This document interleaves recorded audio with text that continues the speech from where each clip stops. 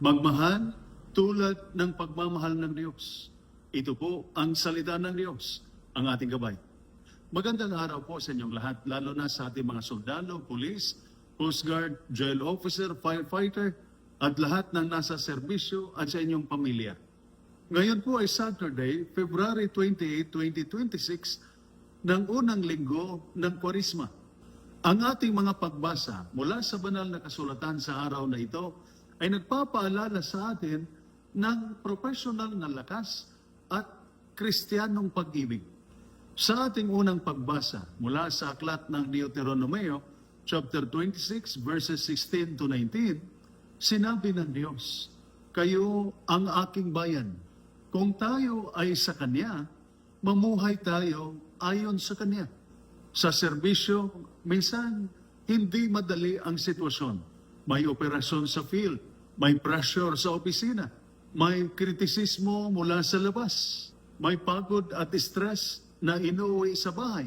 Madaling tumigas ang puso, madaling magkimkim ng galit, madaling sabihin, parte lang ito ng trabaho. Ngunit malinaw ang sinabi ni Jesus. Ayon sa ating ebanghelyo, mula sa ebanghelyo ni San Mateo, chapter 5, verses 43 to 48, sinabi ni Jesus, "Ibigin ninyo ang inyong kaaway." Hindi ibig sabihin nito na maging mahina. Ang ibig sabihin nito, huwag hayaang ang galit ang magkukontrol sa iyo. Sa field, ang tunay na professional ay may control sa lakas. Sa opisina, may control sa salita. Sa pamilya, may control sa emosyon. Maaaring magpatupad ng batas na walang puot. Maaaring magdisiplina ng may respeto. Maaaring makaranas ng hostility nang hindi magiging hostile ang puso. Kapag kinikimkim ang sama ng loob, hindi ito nagbibigay lakas. Ito ang nagpapabigat ng puso. Ang Kwaresma ay training o pagsasanay ng puso. Hindi lang sa disiplina ng katawan, kundi disiplina ng damdamin. Kayo ang aking bayan, sabi ng Diyos. Kaya magmahal tulad ng pagmamahal ng Diyos.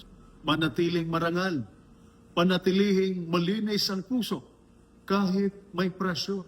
At iyan ang tunay na lakas. Ito po ang salita ng Diyos, ang ating gabay. Manalangin tayo. Panginoong Diyos, sa gitna ng pressure ng serbisyo ng aming mga sundalo, police, Coast Guard, firefighter, jail officer, at lahat ng nasa serbisyo, bantayan mo ang kanilang puso laban sa galit. Tulungan mo silang maging matatag, ngunit hindi mapuot. Patatagin mo rin ang kanilang pamilya sa presensya at kapayapaan. Turuan mo silang magmahal ng may disiplina at integridad sa pamamagitan ni Kristo na aming Panginoon. Amen. At sumainyo at sa inyong pamilya ang pagpapala na makapangyarihang Diyos, Ama, Anak, at Espiritu Santo. Amen. Santa Maria, Ina ng Diyos, ipanalangin mo kami. San Miguel Arcangel, ingatan mo kami. Amen.